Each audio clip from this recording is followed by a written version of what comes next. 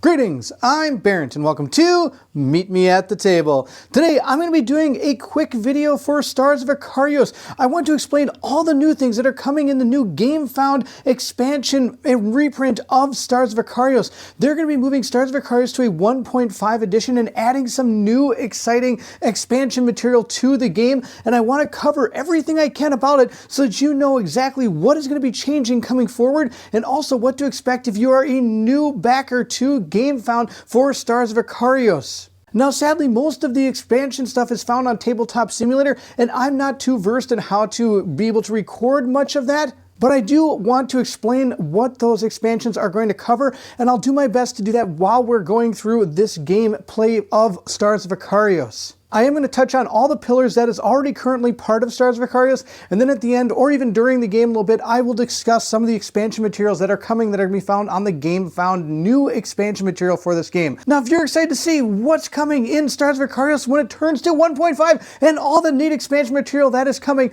then I need you to meet me at the table.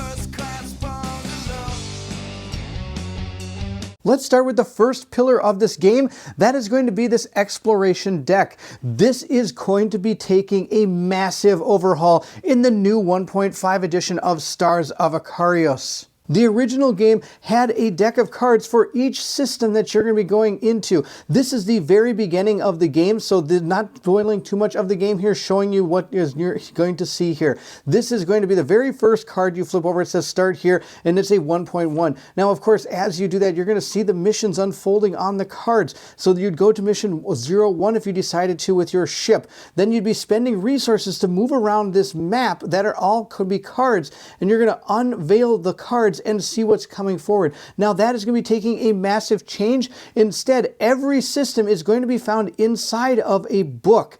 It's going to have no spots on the actual game book itself, and every time you're told to explore a new area, or if you complete a mission, it will unlock certain ones that you're going to use reusable stickers on the board, and you're going to be exploring these new places in that actual book in order to find all the new missions you're going to go through. What this is going to be able to help is some of the missions, like for example, say we have this mission up here on the card and it's shown on this map and we go to it, but it has something locked and we can't get to it. That's going to alleviate some of that, and also it's going to be able to get rid of a lot of the mess that this whole deck builds. It's really cool for me to be able to explore all these different areas, but it also takes up a lot part of the board and you have to put it all away and bring it back out. This way, when it's in a book, it'll be able to easily able to gain all the new places you need to go, and it's very readily available and easy to use. And you can always reset it because they are going to be using reusable stickers.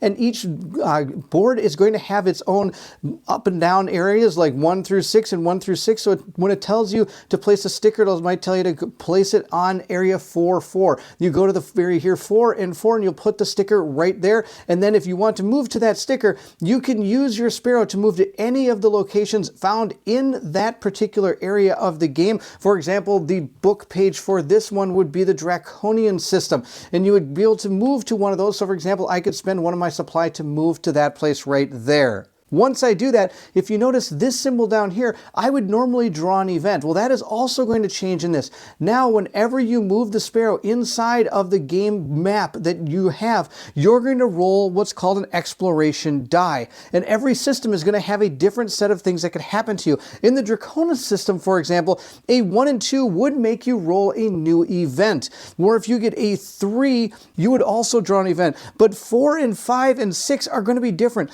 4 means that it took the sparrow longer to get there, you'd lose one of your supply. 5 is each pilot would be able to gain a ×2 into their modifier deck, so it's a good number.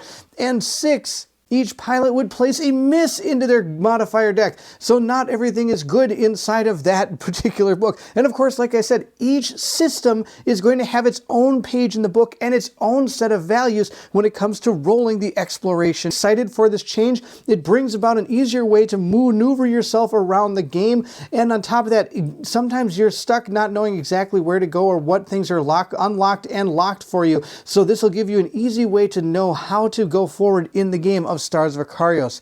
With this discussed, let's move on to the next part. The next thing I want to discuss is planetary exploration. Since we covered the space exploration, let's talk a little bit about planet exploration. First off, I do want to mention that anything that has a change to a card or anything of that situation is going to be in what's called the 1.5 upgrade pack that is going to be available to backers. That way those that back the original game with the 1.0 will have access to be able to upgrade all their stuff to the 1.5 with that upgrade pack. Moving to the planetary exploration, the biggest change to this is that if this is not your jam, I don't know why it wouldn't be your jam, and like I use jam because there's a card called Radar Jam in this game.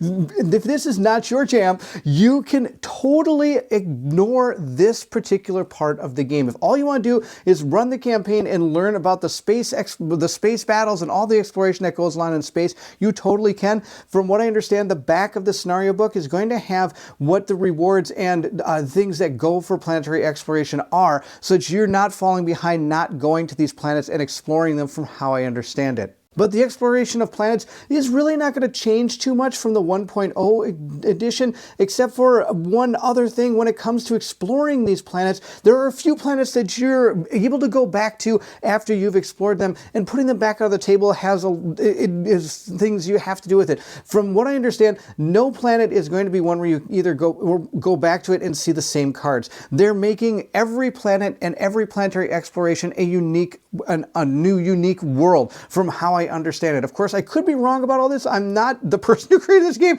after all. But if you're interested in seeing a lot about the new updates and everything that's going to be happening in the 1.5 edition of the Stars of Akrios, or of course any of the expansion materials, I'm going to put a link to all the dev diaries that have been done so far by Brendan. He is amazing. He does a fantastic job when it comes to explaining everything. And on top of that, he's one of the lead designers for this game, so it's super cool to hear all the things that he has to talk about. But that's really about all that's going to be new, from what I understand, for planet exploration. So one, you don't even have to do it if you don't want to, if it's not really something that really excites you. They're going to have what happens on the planet in the back of the storybook that you can just read and know the story that went behind it.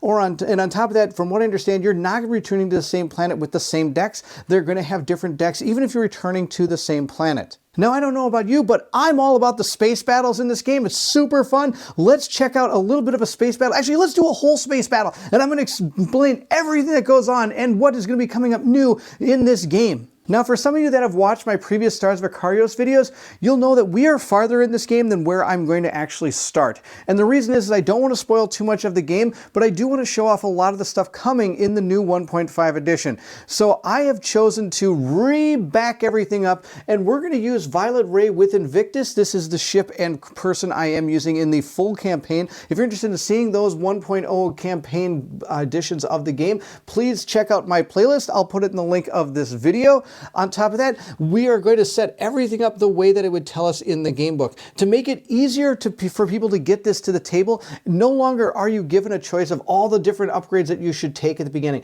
If you decide to take the Invictus as your ship, they're going to give you long shot and burn and flip. On top of that, the rest of this really remains the same. We do have a tech upgrade because I am going to be playing the second mission. The first mission is just too easy and I don't want to play that one.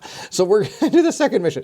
And on top of that, some of the stuff is going to change on this board. Right down here, this one I know they're going to be changing. This is all going to be linked. Right now they're all separate dice. They're going to show them as linked dice to be able to get that particular ability done down here. On top of that, some of the cards you see here are going to be completely redone. No longer are the supplies going to be found down here. They're going to be found up here in the corner. And just these are all quality of life issues that people have had.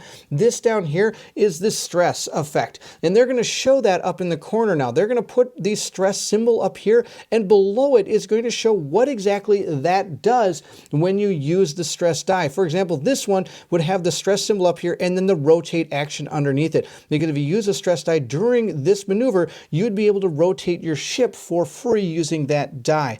Of course, the cost is also going to be found up in this area of the game, the card as well. But the die is going to remain the same, and what it does is going to remain the same. But some things that are going to change is some of the first cards you use and some of the ones going forward are going to be given bonus abilities, similar to something like this, but even some of the engines are going to be given bonus abilities. So if you burn and flip, the bonus ability could potentially be push the enemy one space or pull the enemy one space towards you, then you have the option to do that, giving you more flexibility at the beginning. Of course, once you get through the prelude, you're going to have a lot of different things you can use, so you're going to be able to kit out your characters quite amazingly, I should say. So just know that some of the even starting cards are going to change a little bit, giving your character a little bit more of an upgrade, or at least options when in combat. Let's put down our supplies onto our board, so we're going to be all set when we go into battle.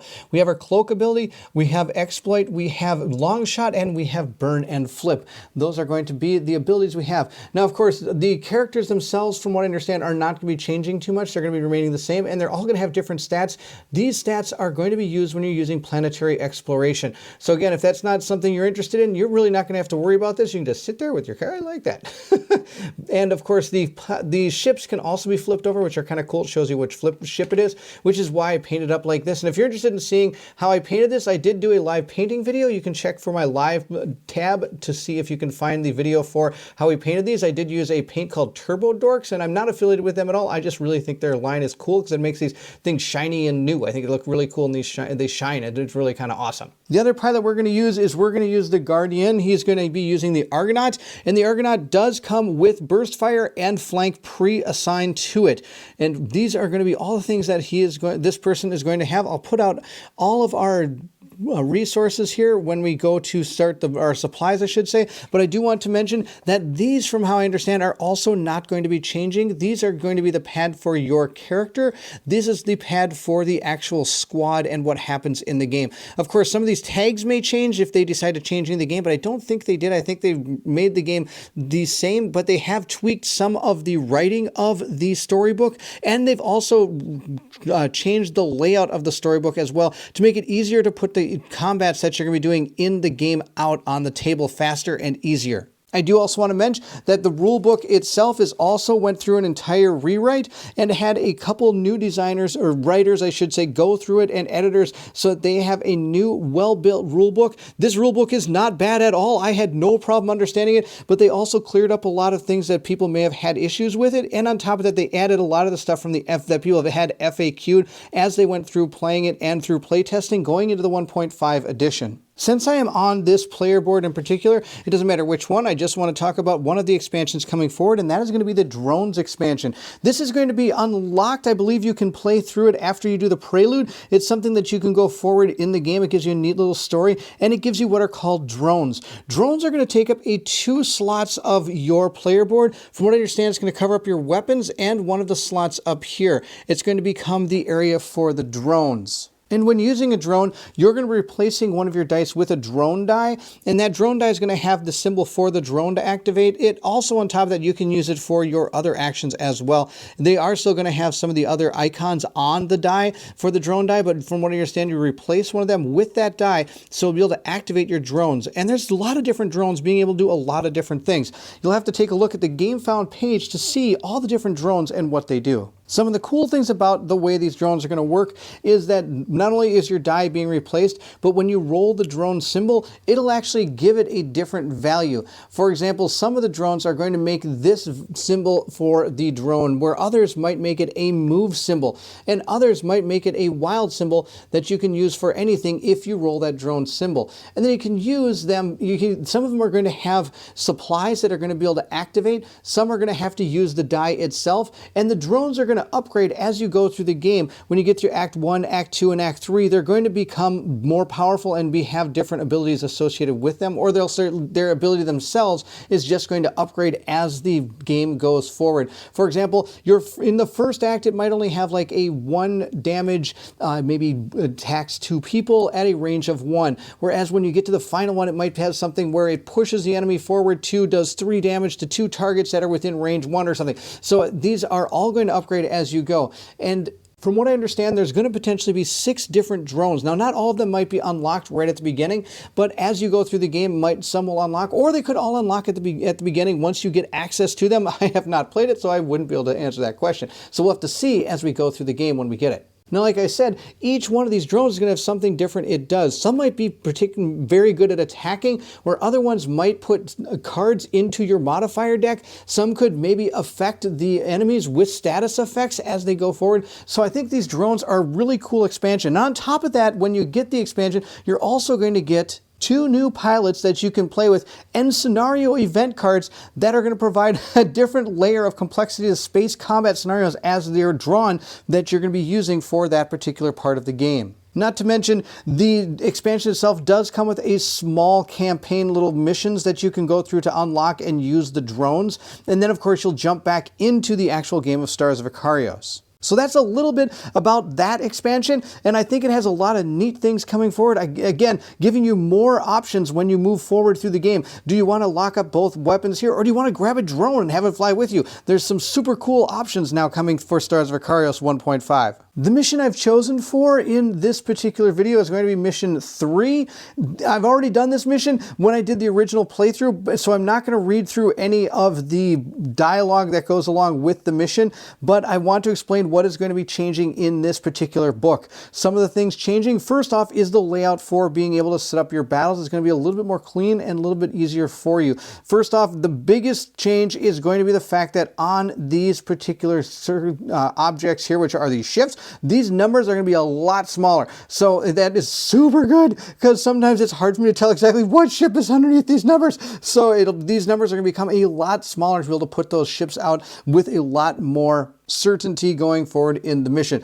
I think that's a huge change. I'm super excited for that.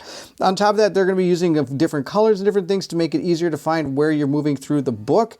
And another really cool thing is to create a more immersive atmosphere, a more immersive game. There's going to be a lot more lore dumps throughout this book. Even the beginning of the book is going to have a lot of lore that you're going to be able to read through so that you know the world that is Stars of Akrios. Instead of just from the little texts that go with each of these missions, the lore inside there is going to be able to give you a better understanding of where and how all this game comes from and where it goes. I'm really excited for the lore dump. I think it's really awesome because I like to know the lore and what goes on inside of my campaign games. I love campaign games so much. It's awesome to have that extra lore that goes along with it. So we're going to set our battle up and get ready, and then I'll discuss some of the things that are going on in the battle that is going to be changing in 1.5. For this particular mission, we are going to be doing one of those kill everything on the boards, but of course, there are multiple different missions inside Stars of Akrios. At this point, it's a great opportunity for me to talk about the other expansion that is going to be going inside this game. It is called Battles for Akrios. It's the expansion that is going to give you just standalone battles. If you just want to have a battle against some enemies and kit out your heroes with some stuff and go into battle, you totally can in this new expansion. It's going to be giving you a lot of one-off space combat battles, and they even change some of the rules that go along with the game itself. You're going to be given these little dials that you can use that are going to be your supplies that you can use for all your different activations. And the longer the game goes on, the more supplies you get. So you always have access to those really cool abilities that you can do for your characters. On top of that, there's going to be just a variety of different ways that you can play the Stars of Akrios battles. There's one from what Brendan said. If you listen to the Diaries, one of the actual missions is almost like having a black hole in the middle of the board, and these things are after each turn, everything kind of gets sucked towards it. So it gives this unique way of strategizing as you go through the battle. So this expansion is going to be really cool for those that just want to play a game of Stars of Akrios with not dealing with the campaign that goes along with it, wanting to try out some cool loads for their ships and things of that nature against certain enemies. That's the way you're going to do it inside this Battles for Stars of Akrios. I think it's going to be super cool. It's, again, one of the expansions. So it's the 2 different expansions that are coming. Now, there is one more expansion that I think is either a stretch goal or something coming forward. And from what I understand, they're making 3D terrain that is going to be part of this game. So these asteroids will now become 3D terrain. Do you imagine how cool that's going to be? Not only do you have these cool looking ships on here, you're going to have 3D terrain on the board as well. So this whole game is just going to be starting to come alive inside of this world that is Stars of Akrios. Oh my gosh, it's going to be super cool. So the space battles are going to be, I can hardly wait to fly around and maneuvering between these asteroids and all these planets and things of that nature. Oh, it's going to be super cool. Now that I've talked about that expansion, and of course the other one too,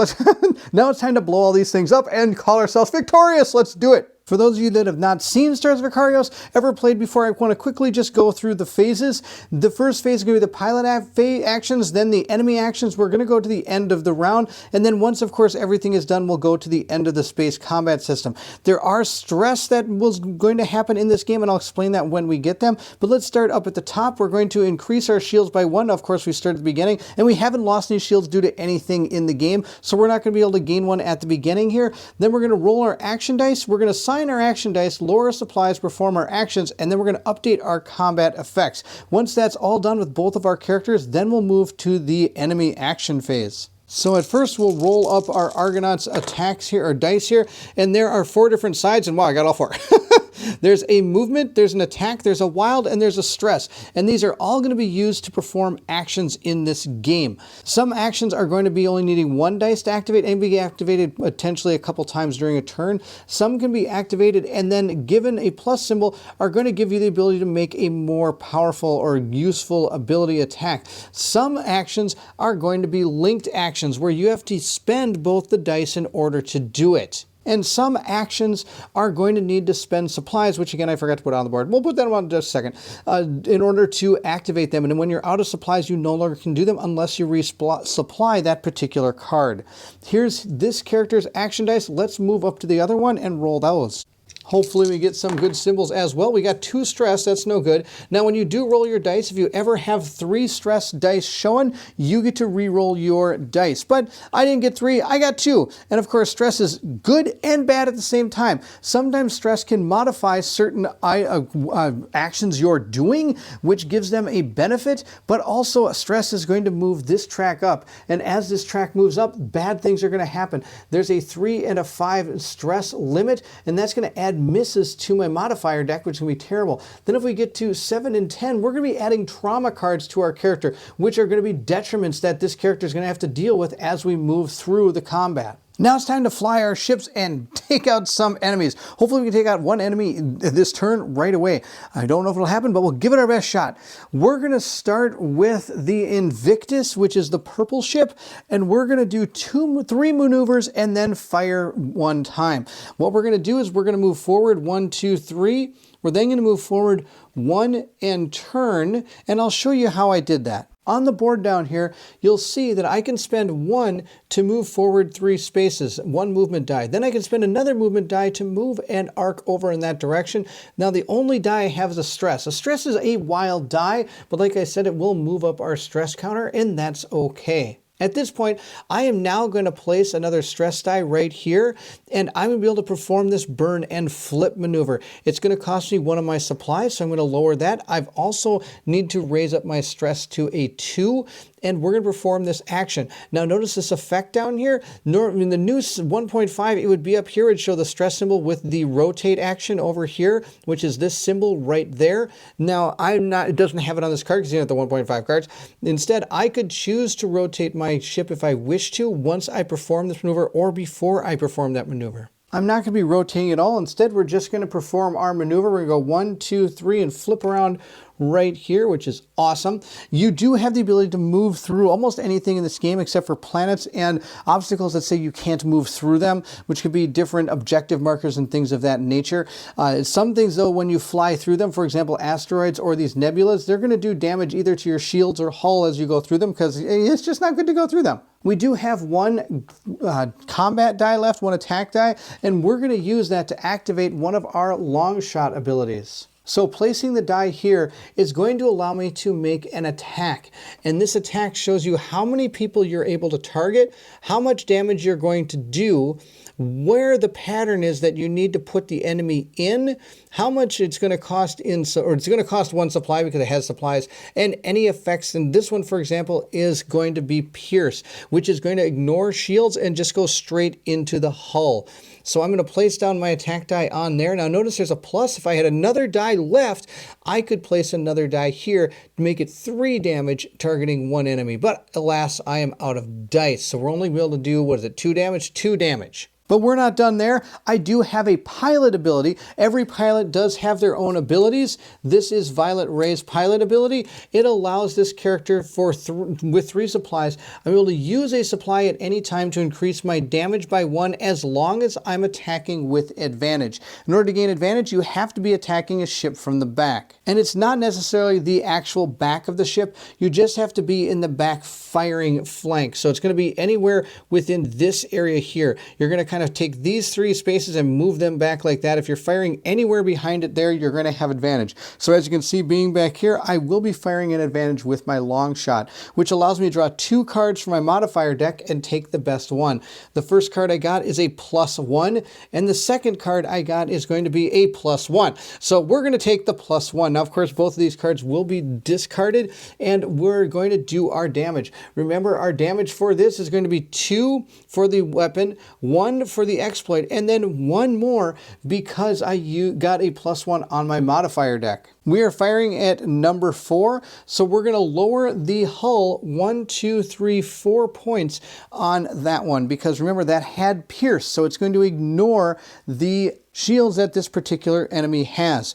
Now, one of the updates that is going to be happening for the 1.5 edition of this game is they're going to make these enemies a little bit more unique. Each enemy is going to be more unique in the fact that some of the immunities they have are going to be changing, and that way it gives them a more unique system.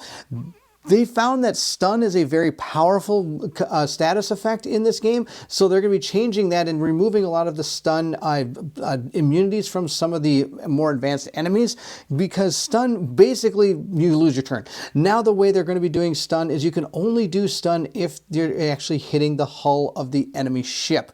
So it gives the ability a little bit less power, and gives them the ability to make each enemy you're fighting seem a little bit more unique. Now, of course, these are more of the starter enemies you're fighting because I am only using Mission 3, so you're seeing not very many immunities or things on these cards. That's the end of the Invictus. Now let's move on to the Argonauts. I do want to mention that when you do set up the game, you do have to randomize the numbers that come out on these ships. So that's why number 4 is sitting like right here, because it has to be random as to where these particular ships are going to be. It's not just whichever ones are closest to you, you put them out. Sadly, I've done some math. I don't think I will take this guy out in one try, but we'll give it our best. I'm going to move this character forward 1, 2, 3, then move it 1 and turn in that direction. And that's going to be done by placing a movement die here and a stress die right there, which means I'm going to have to move my stress up to 1 on this character as well. And then I do want to mention that this is a wild die, which can be used for either a movement or an attack. And when you see this symbol here, it doesn't mean you have to place a wild die there. You can place either symbol there to make that happen. And for my final actions, I think I'm just going to place 2 dice right here to do 2 damage to a target within one target, in that particular pattern next to my ship. So that attack pattern would be 3 here, 2 here, and 2 here. So he is in that attack pattern. So he is going to take he's going to take 2 damage plus my modifier card, and that's going to be a miss. Which is no good, so I did no damage. Good news, if your attack deals no damage, I get to heal a stress, so I get to move my stress down to 0. I guess that's half the battle. I guess there's some good out of this. And whenever a miss or a critical is drawn, you shuffle your deck immediately so that it's ready to go. Now, that means you're making 2 attacks in a turn. As soon as you see one of those things, you automatically shuffle your discard pile back into your modifier deck so that it is all set to go. So we're going to give this a truffle shuffle, and it'll be ready for the next turn. With both of our characters having performed their 4 actions that they can with their dice, of course, you do not have to use all your dice. If we are going to move to the enemy actions, we're going to draw a card from the enemy combat deck. We're going to determine the enemy order. We're going to perform enemy combat actions in order. Then we're going to update any combat effects. So we're going to draw the first card, and we have to maneuver or use our enemies in number order. There is only 1 enemy on the board, but if we had multiple enemies, we would see which number is lower, and every enemy in that particular group, or the synthetic fighters, for example, would go before, let's say, the other a number 6. So we'd use all of our synthetic fighters, then move over to the other ships and activate all of them. Let's flip over our card and see what it is. We have our synthetic fighter here. He's going to do some awesome stuff here.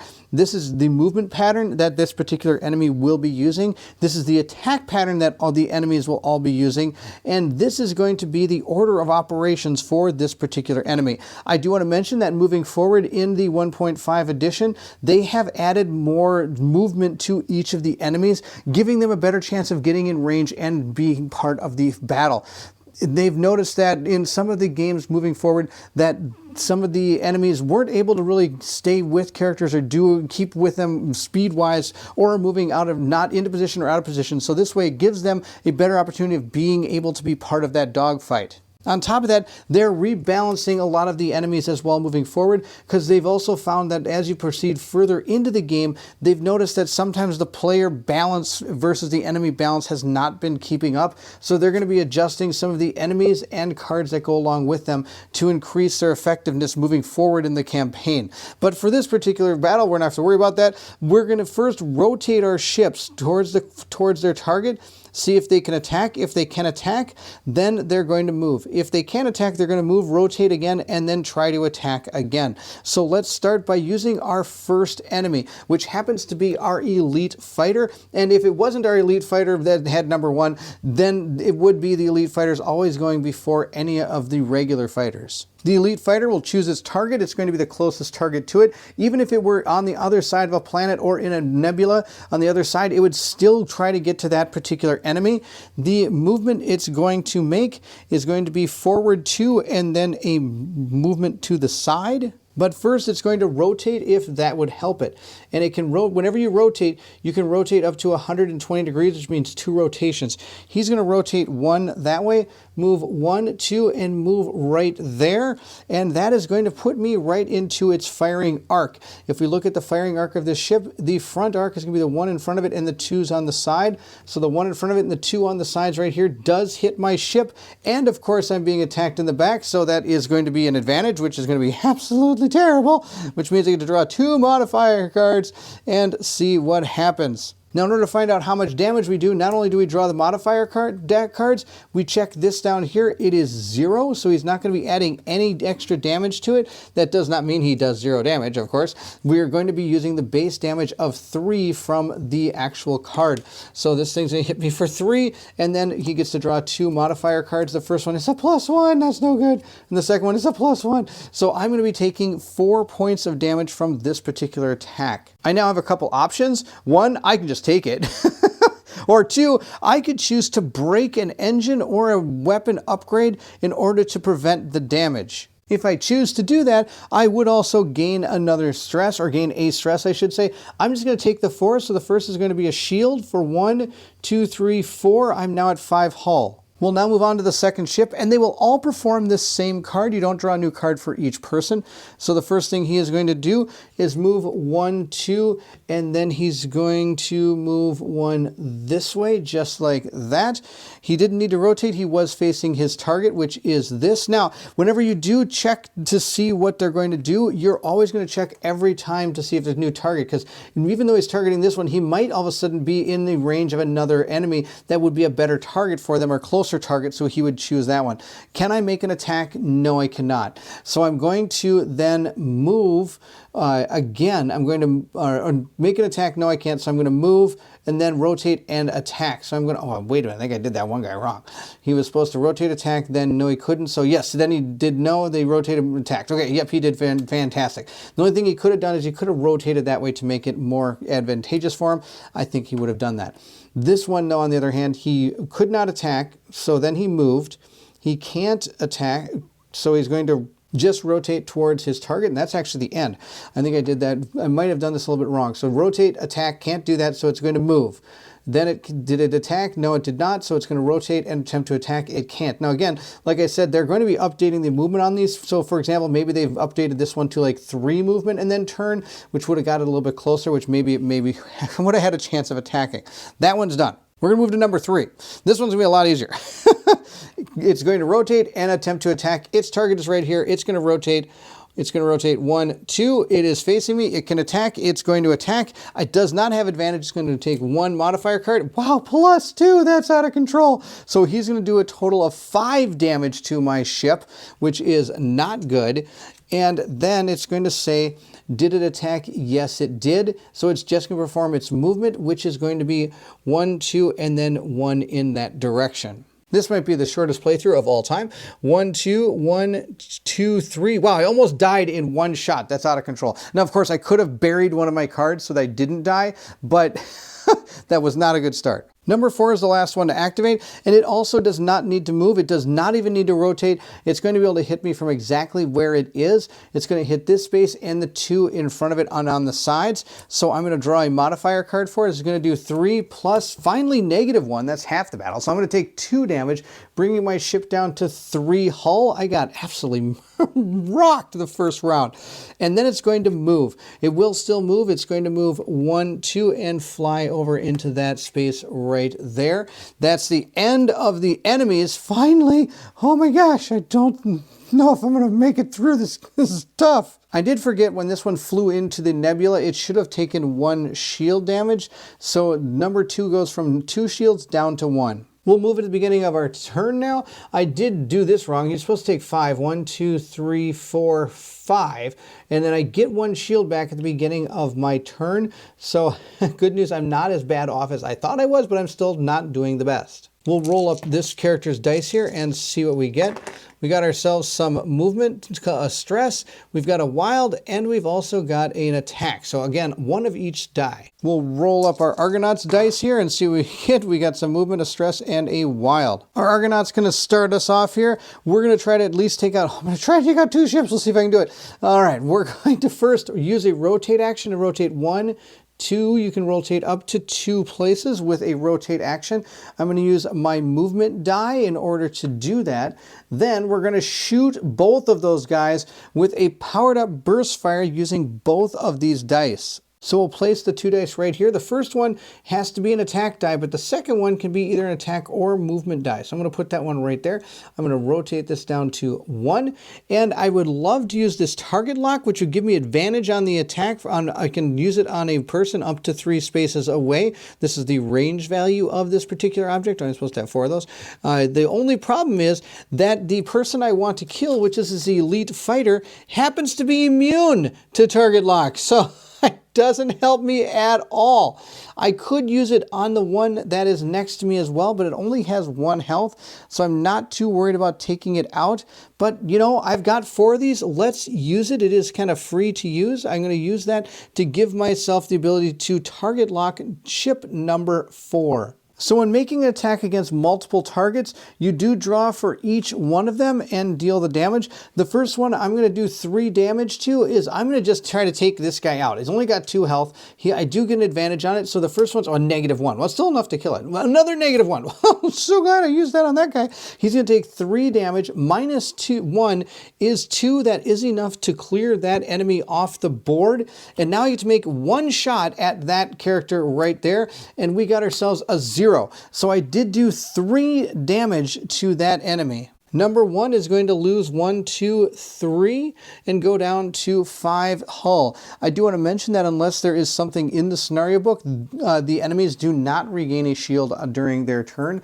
Only the heroes get to get shields back. He does have 1 more stress die left if I want to use it to move, but I don't think there's anywhere I want to move. Hopefully this one is going to be dead. I don't think it will be, but I'll give it my best shot. And the other enemy is right over here, and I don't think that the only movements I really have is going to get me close to that enemy, and I don't think I have to worry about this one. He seems to be flying off in who knows where.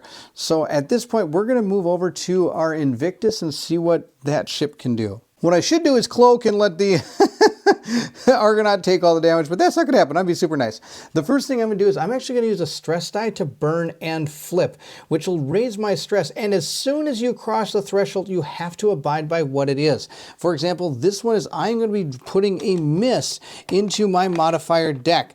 So I'll grab a miss, and we're going to shuffle up the discard pile and the rest of the deck and add that miss to it. So good news, I get to put my +1s back into the modifier deck. Bad news, I get to add a stress miss to the deck. And we'll give him a good old truffle shuffle here and get it ready for our attack that we're going to do. We're going to do plenty of attacks, I think.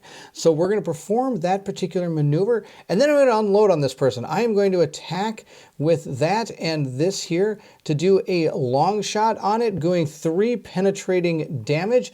And sadly, I don't have another attack die. I really wish I did. Now, sadly, if I had been smart and have played this game recently, I would have been able to, I would have maybe had a plan going forward after I rolled my dice, but I really didn't.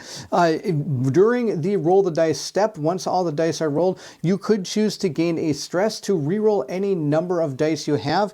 Sadly, I didn't do that. So we do have one more movement die. Maybe we'll use it, we'll see. The other thing I need to do is I need to lower my burn and flip down to 1. We're also going to lower that down to 1 after I make my attack. So our Invictus is going to come flying in 1, 2, 3, 4 and flip back this way. Now, since I used a stress die to do that, I'm allowed a free rotate action either before or after I do this maneuver. I'm going to do it after, so I'm going to rotate 1, 2, so I'm facing that direction. And at this point, my long shot is going to go off, doing 3 points of penetrating damage. So I'll draw my modifier card and see how much damage we do. We got another +1, so that is going to do a total of 4 damage. 1, 2, 3, 4. It's at 1 health. Of course it's at 1 health. This thing's going to annihilate me. All right, so that is where we are. I do have one more movement die if I wish to use it. I might want to because I don't think standing next to each other is going to be the best plan. So I am going to use my last die to move forward 3 spaces. 1, 2, 3. At least getting it somewhat out of the range maybe of this thing. Oh my gosh, we're all clumped together. This is not going to be good. We'll draw our next card and see what happens to our brave warriors here. We have this one. Okay, this is awesome. First off, this is the movement that it's going to do. This is the particular attack it's going to do. And it's going to attack for +1 and 1, but only going to target 1 person. But the effect is that it's going to recharge 1 shield. So if we look at where our enemy is for number 1, which is right in front of me, we're going to check to see the first thing it's to do is, does it need to rotate? No, because its target's right there. Second, it's going to fire. Boom. Fire. It can hit any of the 2 spaces in front of it. It's going to do +1 damage. So it's doing 4 damage right now, plus its modifier card of +0. So it's going to do 4 damage and recharge 1 of its shields. So that one now has 1 shield. He's going to take 4 damage, 1, 2, 3, 4. That would kill him. So instead, I think I'm going to eliminate my engine. That's totally fine. And I'm going to gain a stress for that as well. Number 2 is going to go next. It's got its movement. First, it's going to see if it needs to rotate to attack. It can't, so it's just going to stay there. Can't attack, and if it rotates and attacks, it can't do that. So it's going to, did it attack? No, it's going to move 1, 2, 3 forward, and then it's going to rotate and attack. This is still the closest target, so it's going to rotate 1, 2, and it's going to make its attack for 4 damage, +1 modifier card, and the modifier card is +1. He's going to do 5 damage. 5 damage will kill this character as well, so he's going to destroy this engine and just move on from there, and I'm gaining a stress for it. Last but not least, we've got this guy. Hoofta! This one's going to, can it make an attack? It's going to turn towards the enemy. It can either turn this way or that way. I guess I'll make it go that way, so I'll be nice to it, so I won't fly it through an asteroid here. It cannot attack, so it's going to move, and its movement is going to be forward 3, 1, 2, 3, then it's going to turn. No, it can make an attack. No, it can't. Oh my gosh, I got super lucky. 1, 2 is its only attack it can do, so it can't make that attack. Thank goodness. Oh my gosh, that'd be absolutely nuts. Now, this enemy over here already has full shield, so it's not going to gain a shield. It can't go past its maximum, for what I understand. And that's the end of the enemy phase. It's now going into our phase. First off, anybody that can gain a shield is going to gain a shield, and sadly the Argonaut starts with only 1 shield, so it can't gain any more. So we're going to roll the dice for the Argonaut and see what we get. We got 2 attacks, a movement, and a stress. We've moved our shield up to 2 on this character. We're going to roll our dice for this one. Oh, look at that. Lots of wilds and movements and attacks. Oh, that's such a good roll. The first thing we're going to do is target lock target number 2, do a burst fire. Then we're going to do I got a plan. We're going to burst fire here, and then we're going to do a basic action, attack here. Okay, and I'm going to gain a stress, super good. And that's really, I think, all this character is going to do. We're going to see how well this goes before we decide on this. But for filming purposes, that's my plan. Let's see how it goes. Now I can target lock these ships here, so I am going to put a little red cube on that. And I lied, this person ran through a nebula, so it had lost a shield, so it is able to recharge a shield when it made its attack. Burst Fire is going to be able to hit both of these targets. The attack itself hits these two, and these two. I do want to mention that you cannot shoot your friends. That is not, you're not able to do that. I do get to draw 2 cards for this one and 1 for that one. Let's take this guy out first. So I'm doing a total of 3 minus 2. Oh no, I only did 1 point of damage to that guy. Seriously? No, that's no good. So he's going to take 1 shield. This one is still alive. Oh my gosh, that's out of control. Let's see how well we do against this. I get to draw 2 cards, a -1, and then we get to draw 0. Wow, this Argonaut.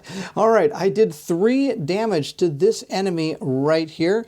So it's going to lose its 2 shields, and then it's going to lose 1 health, bringing it down to 5.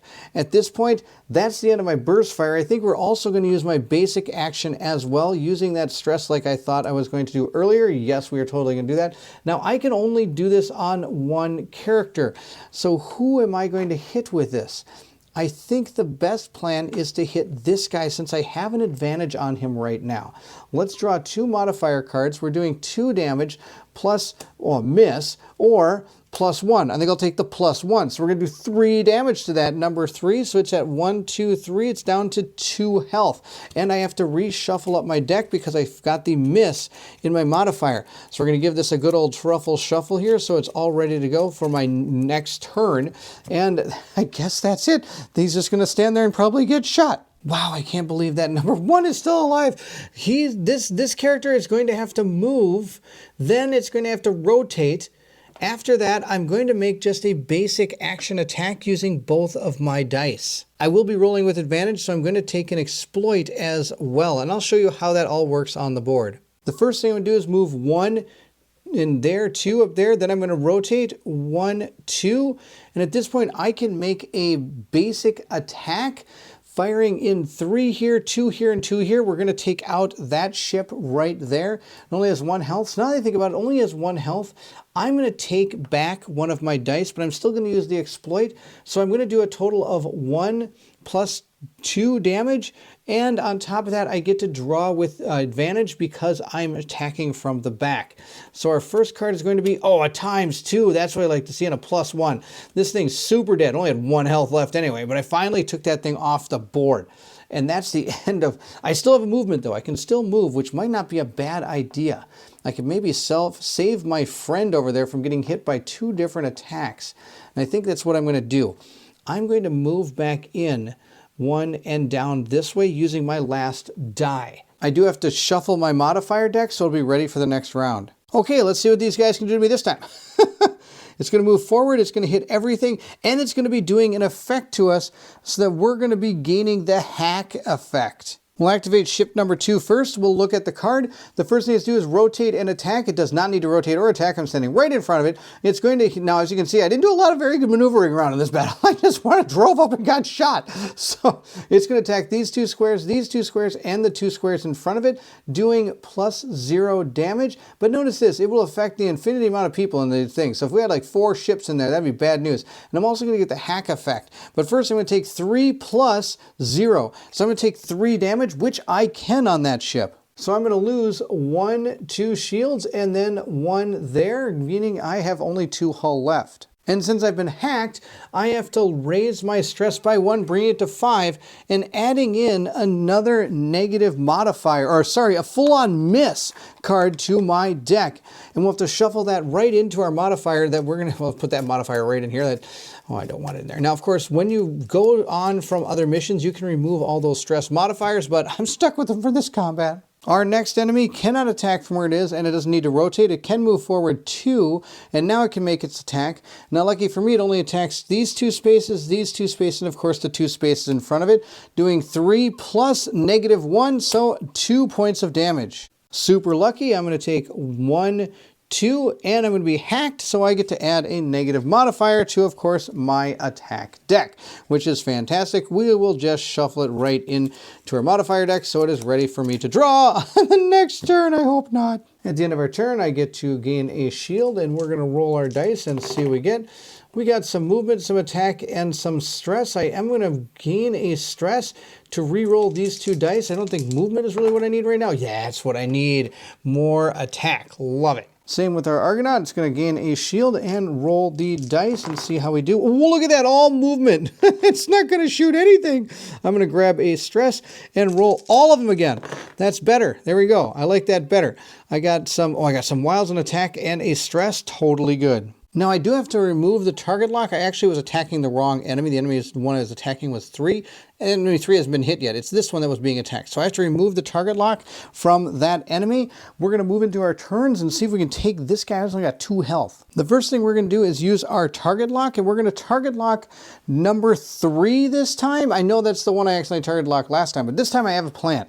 I'm going to target lock number 3, and now we're going to perform our actions. The first thing I'm going to do is I am going to do an attack with plus attack here. So I've got 2 damage coming through, hopefully taking out number 2. Let's see how that goes first. Number 2 is right there. We're going to hit him with a +0. That's totally fine. That's exactly what I needed. He only had 2 health left. This one is off the board. We only have 1 ship left. Since we've used our 2 dice here, I can't make another attack. I believe I've used all my burst fire. I don't think I have any supply left on that. I think I forgot to take the supply off on the last one. I could be wrong. So I only have really the ability to move right now more than anything else. And I don't think standing there is going to be a great idea. So we're just going to move a little bit to kind of get out of the way. We're going to move 1 up here and 1 that way. Now, of course, hopefully that's not enough to get me killed, but we'll see. At this point, I am going to use my stress die to move. And when I do this, I have to immediately move this up. And since I've gotten to 7 on the stress board, I've hit my next threshold, which is a trauma. You're going to take as many trauma cards equal to your trauma level +1. So at this point, my trauma is 0. So I'm going to grab just 1 trauma card. We're going to have to deal with this. I have nervous. You cannot use attack actions on the next pilot phase. Oh, that's fantastic. On the next pilot phase, I cannot use attack cards. Okay, well, that's not this pilot phase, so I'm going to go ahead and do it. I could be wrong how that works, but I'm just going to shoot this guy. I'm going to turn, and then I'm going to hit him with my long shot for my last attack here with long shot. That's what I'm going to do. So how this is going to plan out is I'm going to move and do this way, then I'm going to turn, and then I'm going to shoot him with a long shot. I get to attack him with 2 cards because I did target lock him with that ship. So our first one's going to be a +1, which I really like, and the second one's going to be a miss, which I don't like. So I'm going to hit him for a total of 4 points of damage. He takes 1, 2, 3, 4 down to 4 health, and I cannot attack him next pilot phase. We're going to draw our next card and see what this vile thing does to us this time. Oh, it's going to hack us again. I'm going to take more stress. Why not? All right, first thing it's going to do is try to rotate and attack. It does not need to. I am right in its firing arc.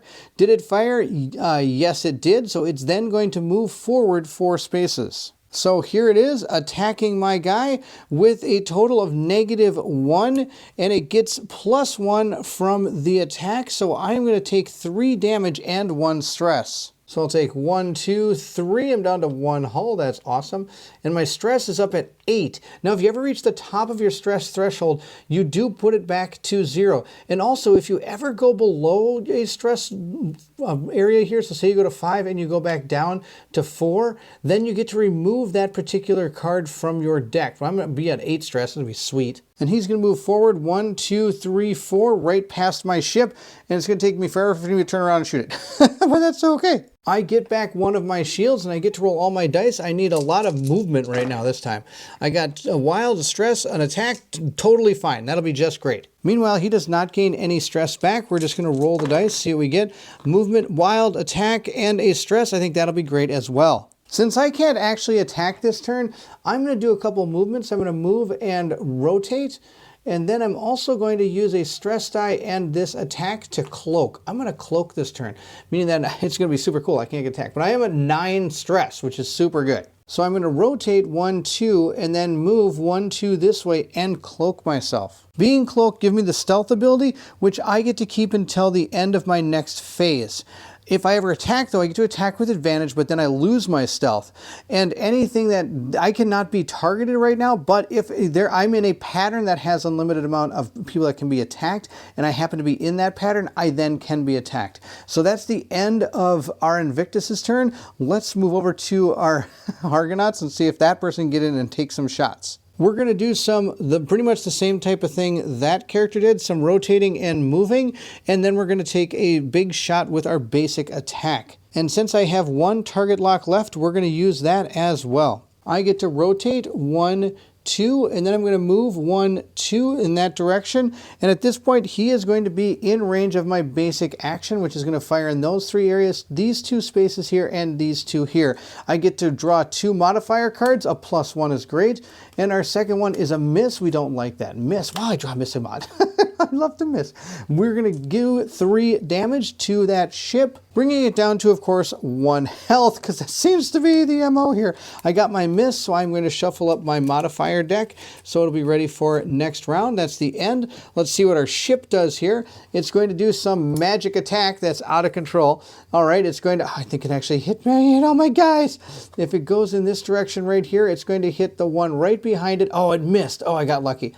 So first it's going to rotate. It could rotate 1, 2 and attack this target. So sure, why not? It's going to do that. It's going to attack right here, here, and here. And then it's going to move 1, 2, 3 to right there, I believe is how it's going to activate.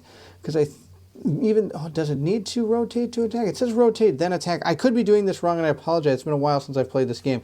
But it's pretty cool how these ships all fly around and do stuff. He's going to get attacked. Let's see what happens to him. He's going to take 3 + 1 is 4 points of damage, so I think his burst fire is now destroyed. I have to damage something because I don't have any more weapons, and I don't have enough to be able to take a hit like that.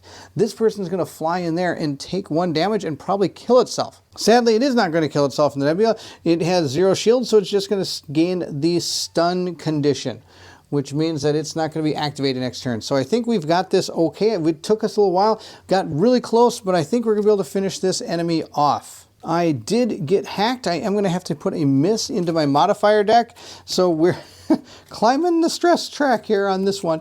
We'll shuffle up our deck and get it ready to go. We'll roll our dice. I can't heal any shields on this character because I don't have any. Lots of attack. This guy's in a world of hurt. And yes, that's totally fine. We'll roll up the dice for our other character as well. I'll just do it right here because this is pretty much the end of the game. I'm going to give 2 movement to attack, totally fine. I'm just going to put a couple down here, make an attack after I rotate. And if that is not enough to kill him, my other character will rotate with one of these dice, move with the other dice, and then attack with its basic action as well. So the rotate action is going to put him right here, I believe. 1, 2. Yep, this one's going to rotate 1, go 1, 2. Both are going to be able to use their basic actions. The first one is going to fire with advantage in the back, -1 and a 0. The other one's going to attack 2 with a 0 and a -1. Totally rocked this guy. He took 4 points of damage. He only had 1 left. So this one's dead. We were able to defeat him. So there you have it. That is a quick playthrough of Stars of Akrios, showcasing some of the things that are coming in 1.5.